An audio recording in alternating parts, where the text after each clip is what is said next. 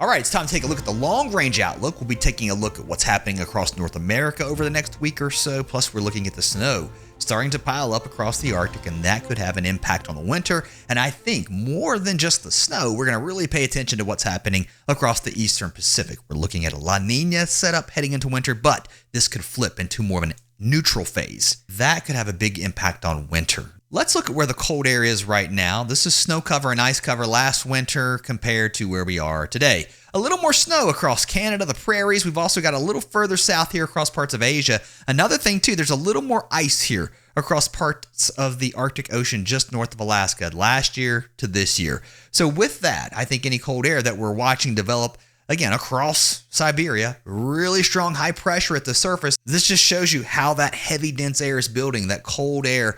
And that is looking like it's going to move across over toward Alaska as we head into next week. Let's take a look at the top down. This is from the North Pole looking over into North America. We do have a cool shot of air moving into the Northeast. That's going to lift out, but the real cold is, again, billowing and setting over here into Siberia. Some of that tries to move over toward Alaska as we head into the weekend. Something else, too, we're watching here across North America. This reinforcing cool shot of air is going to bring some severe weather Saturday, maybe even into Sunday, a little bit further to the east as it works towards the East Coast. Otherwise, we're watching the real cold air setting way up north. Some of it, again, trying to move into Alaska, and I think you got to watch as we head a little bit later in the month. A couple of these long wave troughs try to bring some unsettled weather into the Pacific Northwest and also some cold shots of air a little bit further south as we head toward the end of the month. This could bring maybe our first snow for some of you. And look, I know we're looking long range here, the GFS trying to show an impressive cold shot as we get toward the 29th and the 30th. Still a long way to go, but that would be an impressive end to the month. We'll have to see how all that shakes out. One thing's for sure, the water is still warm across the North Pacific. That matters. I think it's going to strengthen our storms that are really forming up here into the Gulf of Alaska as all this cold air across Siberia moves east into that region. One thing about this area that I've been watching is the snow. Not a lot of snow expected over the next 7 days just because of that cold, dry, arid Arctic air across this region, but there is still going to be some snow. One thing, though, is for sure, it's not going to warm up here. Temperatures staying well below freezing, and the European Ensemble long-range guidance still really heavy with that snow here into the southern mountains here across Alaska, into British Columbia, and into the Pacific Northwest. I would believe that because remember, with this really warm water, you're going to get these big storms that start to drag these troughs further south into the Pacific Northwest.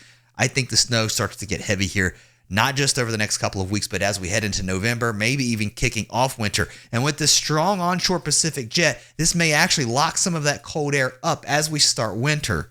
We do have La Nina conditions. It's weak right now, and that matters because, right, if you have warm water here, you're going to get a stronger subtropical jet stream. It's going to keep the south quite damp, quite active.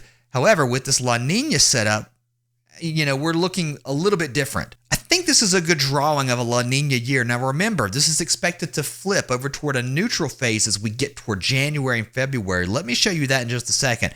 But stay with me. This is kind of what we're seeing, right? Pretty strong Pacific jet moving into the Pacific Northwest. We're driving some of that cold air down with a strong polar jet, but that keeps things dry, relatively dry across the south. El Nino year, much different than what we're looking at right now. And as we head into winter, this is from the National Weather Service. I think this is what we're going to be looking at. This is an ENSO neutral winter pattern.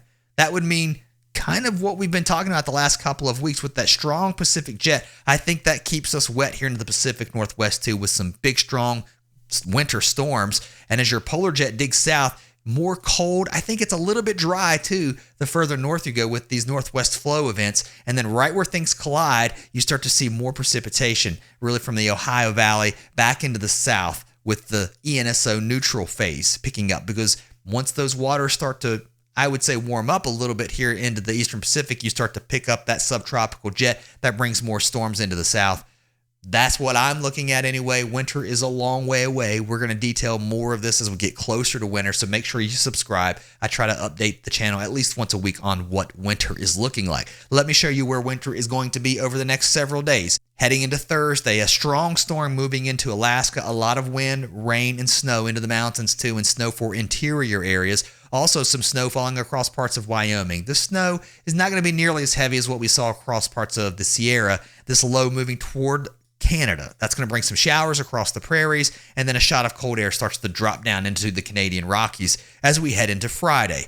Across the United States, we're looking at some cooler temperatures here into the northeast, a strong area of low pressure just off the coast. The surf will still be up as we head into the weekend.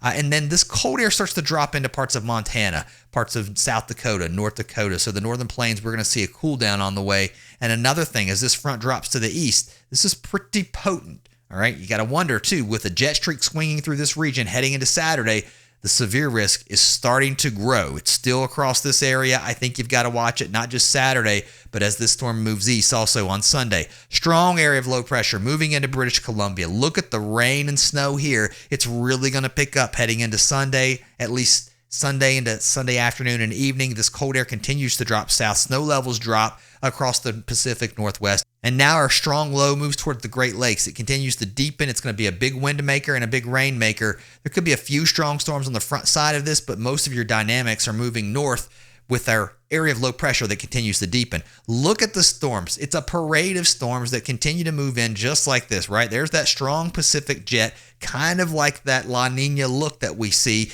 and it's living up to it, I think.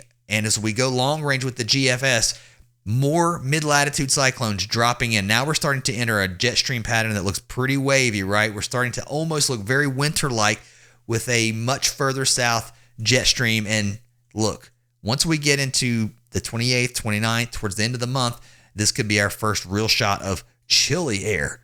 We're still really far away on this. I don't believe it just yet, but continue to watch this time frame as the pattern starts to shift up and we start to drop some of that cold air. First, it's going to move over from Siberia where it's cold, and then if we can tap into some of it and pull it south, it's on. And as we move into winter, I always like to look at Europe, the cool air. Look at this. Temperatures below average. The green means you're going to be a good 5, 8, maybe even up to 10 degrees Celsius below average in some areas. But we do start to see a warming trend as we head toward the 21st and the 22nd. What I'm looking at is what happens beyond this, okay? So a pretty decent cool shot still setting up here with a trough pattern, and I think that kind of reflects what might be happening across North America in the days following this. So with below normal temperatures, I think that's just, again, one of those teleconnections that I like to watch. Europe also staying pretty stormy too. A big one moving towards the United Kingdom as we head towards Monday and Tuesday of next week. Just a lot of wind and a lot of rain here. And then some really chilly air starts to drop in as we head towards the following weekend, the 25th, 26th. Those snow levels also dropping here into the Alps as well, with some colder weather developing also into parts of Russia as well. Again, one of those big global teleconnections that I like to look at as we head into winter.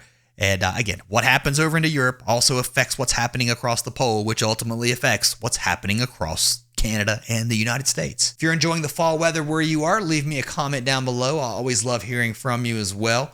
And I'll catch you next time.